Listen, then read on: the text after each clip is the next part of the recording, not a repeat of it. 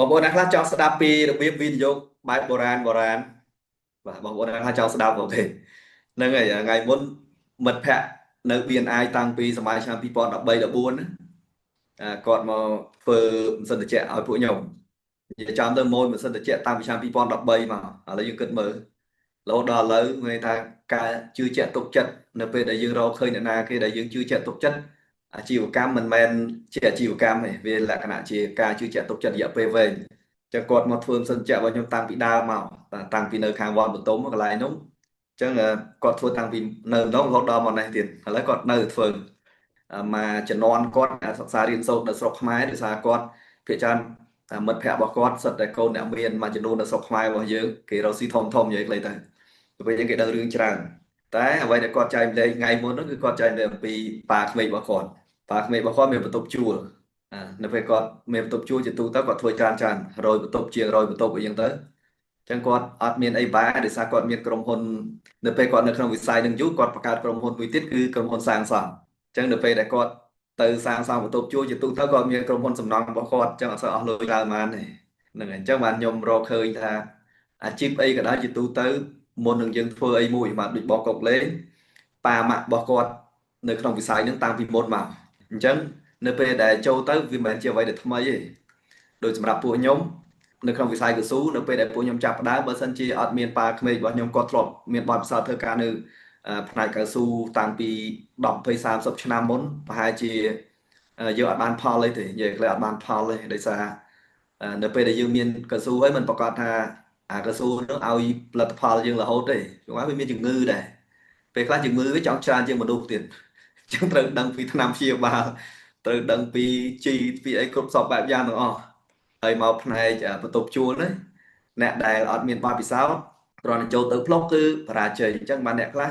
គ្រាន់តែនិយាយពីករណីដូចវរៈគាត់ធ្វើបន្ទប់ជួលដើម្បីដាក់ឲ្យកម្មករកម្មការនីគាត់ជួលអីអ្នកខ្លះគាត់ខ្លាចបាត់ហើយគាត់និយាយថាគាត់ខ្លាចមកណែដោយសារគាត់អត់មានបទពិសោធន៍ឮគេនិយាយថាអូពួកគាត់នៅពេលជួលទៅមានចាក់ធុងបាសមានវាយគ្នាមានឆ្លោះអីករណីខ្លះចេះមួយចឹងទៅអ្នកខ្លះគ្រាន់ឮប៉ុណ្ណឹងវ៉ាវមិនសូវស្រួលទេឈប់មកសូម្បីគិតក៏មានគិតដែរអញ្ចឹងករណីអ្នកដែលខ្ញុំនិយាយហ្នឹងគាត់ធ្វើតាំងពីដើមមកទៅពេលគាត់ធ្វើគាត់ចាប់ផ្ដើមមានដីមានអីចឹងទៅគាត់ចាប់ផ្ដើមសាងសង់ក៏មានក្រុមហ៊ុនសាងសង់ហើយនៅពេលគាត់សាងសង់ហើយគាត់ធ្វើបន្ទប់មក100បន្ទប់ចឹងគាត់ធ្វើកន្លែងមួយសម្រាប់ឲ្យអ្នកនៅនឹងលក់ដូរហើយអ្នកនៅនឹងគឺគាត់ឲ្យ free ហើយភាគច្រើនគឺជាបុគ្គលិករបស់គាត់និយាយចំបុគ្គលិករបស់គាត់អញ្ចឹងប្រពន្ធមានកូនមានចៅរួចហើយលក់ដូរនៅនឹងទៅអញ្ចឹងមករស់ស្រួលរួចប្តីរបស់គាត់ធ្វើការជាមួយគាត់អញ្ចឹងប្រាក់ខែក៏បានរួចហើយចំណូលពីការលក់ដូរ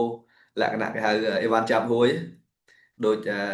ម្ដាយរបស់វីរៈរងថ្ងៃម្ដាយក្មេកគាត់អញ្ចឹងគាត់លក់អីវ៉ាន់ចាប់ហួយនិយាយចំទៅអាចចាំមកគ្រួសារបានអានឹងសម្រាប់តែអ្នកនៅជួលនៅបន្ទប់ជួលរបស់គាត់ខ្ទង់ប្រហែលជា70 80អ្នកនឹងទេសម្រាប់វីរៈដោយសារបន្ទប់គាត់នៅរាំងតិចដែរទេអាក្រោយបានច្រើន192បន្ទប់អញ្ចឹងរងថ្ងៃប្រហែលជា38ឯហ្នឹងអញ្ចឹង model របស់គាត់ធ្វើទៅអញ្ចឹងបាទនៅពេលគាត់ទៅធ្វើកន្លែងថ្មីគាត់រមើលពីណាគេដែលគាត់ជួយចាត់ទុកចិត្តបុគ្គលិករបស់គាត់ហ្នឹងរួចហើយធ្វើផ្ទះមួយឲ្យនៅហើយប្រម៉ែប្រមូលលុយលុយថ្លៃឈ្នួលថ្លៃអីហ្នឹងទៅហើយគាត់ចេះចំណេះដឹងផ្នែកជួសជុលអីតិចតួចចឹងទៅដូចករណីឪពុកម្ដាយរបស់វីរៈគាត់ក៏ដូចគ្នាដែរគាត់នៅក្នុងវិស័យសាងសង់បន្ទប់ជួលសាងសង់ផ្ទះសាងសង់បន្ទប់តែវិញពួកគាត់អត់សូវអស់ថ្លៃដើមប៉ុន្មានទេមកបន្ទប់ពួកគាត់អស់ថា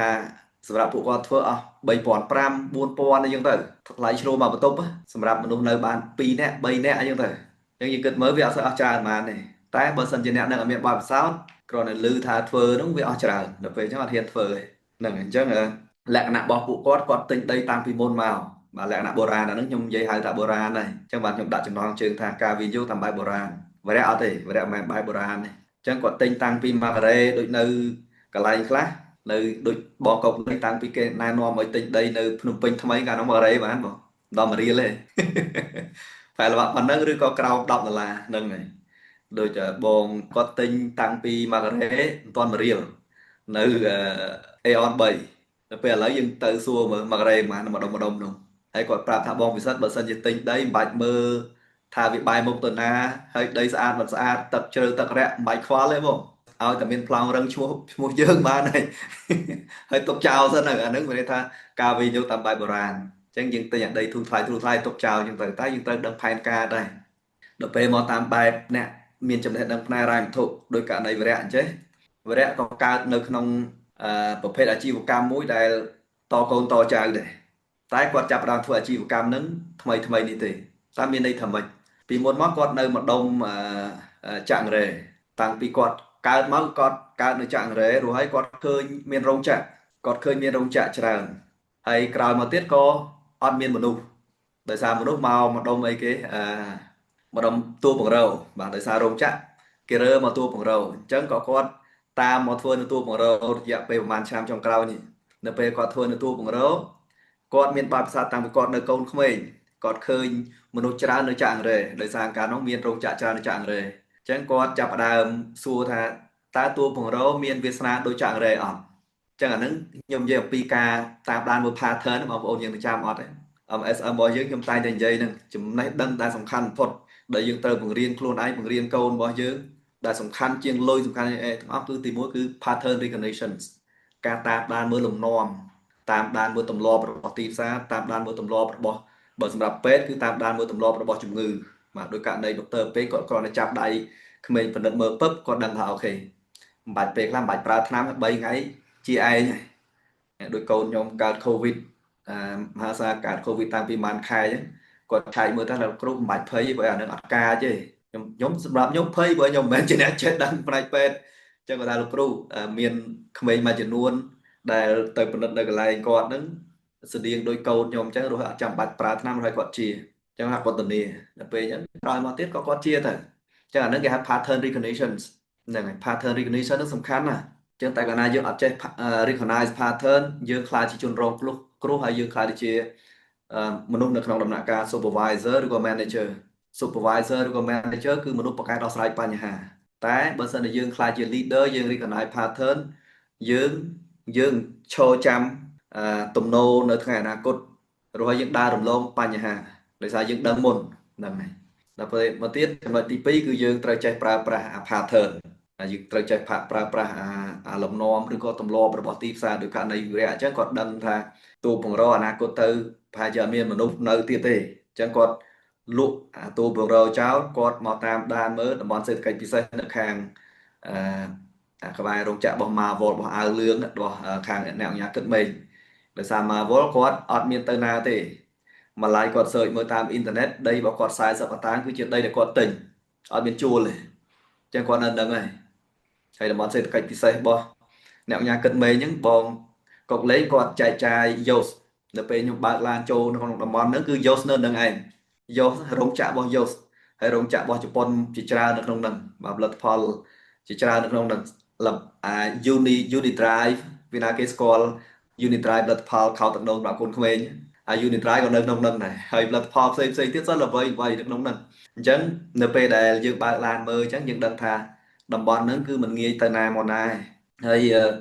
អ្នកដែលគាត់ធ្វើការនៅហ្នឹងជាទូទៅប្រាក់ខែគាត់ច្រើន300 400រហូតដល់អាចលើហ្នឹងគ្រាន់ថាគាត់ត្រូវការថែមមកអញ្ចឹងនៅពេលដែលយើងមើលឃើញអញ្ចឹងមានន័យថាដំណើររបស់ពួកគាត់គឺមិនងាយផ្ទេរទៅកន្លែងផ្សេងទេដោយសារពួកគាត់ចាក់គ្រឹះនៅហ្នឹងហើយរោគចាក់ផ្សេងកន្លងមកមានបាតកម្មតែនៅតំបន់ហ្នឹងគឺអត់ដែលទេដោយសារគេធ្វើតាមគោលការណ៍របស់ក្រសួងយើងល្អអាហ្នឹងអ្វីមួយដែលខ្ញុំអាចនិយាយថាវរៈគាត់នៅក្នុងវិស័យហ្នឹងតាំងពីដើមមកគាត់រៀនតាំងពីដើមមកមុនពេលគាត់ដឹងថាតើពាក្យថា cash flow នឹងយ៉ាងម៉េចដោយឡែកនៅពេលដែលគាត់ចូលរួមកម្មវិធីរបស់យើងគាត់ធ្វើដំណើរទៅលឿនអញ្ចឹងបានខ្ញុំនិយាយថាការវិនិយោគអចលនទ្រព្យមិនមែនចំណេះដឹងអចលនទ្រព្យទេគឺជាចំណេះដឹងមិនមែនអចលនទ្រព្យបងតាខ្ញុំតន់អត់ទេចំណេះដឹងតែមិនមែនជាចំណេះដឹងអចលនទ្រព្យអញ្ចឹងករណីវិរៈមានគាត់ដល់កម្រិតមួយដែលគេអត់ចាំបាច់គាត់អត់ចាំបាច់ណែនាំខ្លួនឯច្រើនគេចាប់ដើមស្គាល់គាត់ model របស់គាត់អញ្ចេះ model របស់គាត់គឺអត់កសាងទ្រព្យតាមបែបបុរាណទេតាមបែបបុរាណដោយករណីខ្ញុំធ្វើនៅកន្លែងខ្លះអញ្ចឹងមានន័យថាយើងទិញដីធូរថ្លៃរួចហើយយើងទុកយូរដោយសារយើងឃើញ model របស់គេករណីខ្លះគេទិញ 30000 រួចហើយគេឡើងទៅ1លានអញ្ចឹងអា model ហ្នឹងគេហៅលក្ខណៈ traditional way of investment លក្ខណៈ trading និយាយចំទៅមិនមែនជាវិនិយោគទេហើយអាហ្នឹងអាចថាបើទ្រព្យរបស់យើង mà cái job thông phần đấy dương pra dạng trán pram tự đọc hero bán này anh ấy cái hơi tha gambling một tay hiện toàn ở đấy được cái này mây lý tạm còn ở trong crom bao nhiêu còn mình tự nhà đây nơi một hay một đó còn thà ai bạt bóng ai bàn hay đấy để xa đầy một chỉ tu tới đồng bọn bằng bùa tờ lê một ấy chân vì trên tròn bát vào rọt cả này khác cái phơi phẳng rừng ấy cả này khác cái một phơi phẳng rừng nào chẳng được về đại con đạp trong này đang tẹt tông cho một cái co sang tròn này là dừng tinh là cái nạn chơi game linh và nó về khác tinh học bị bầy mơ đến việc ai là rọt sai nó là chẳng còn phở ta nó bật thôi ta vừa đã thời chẳng này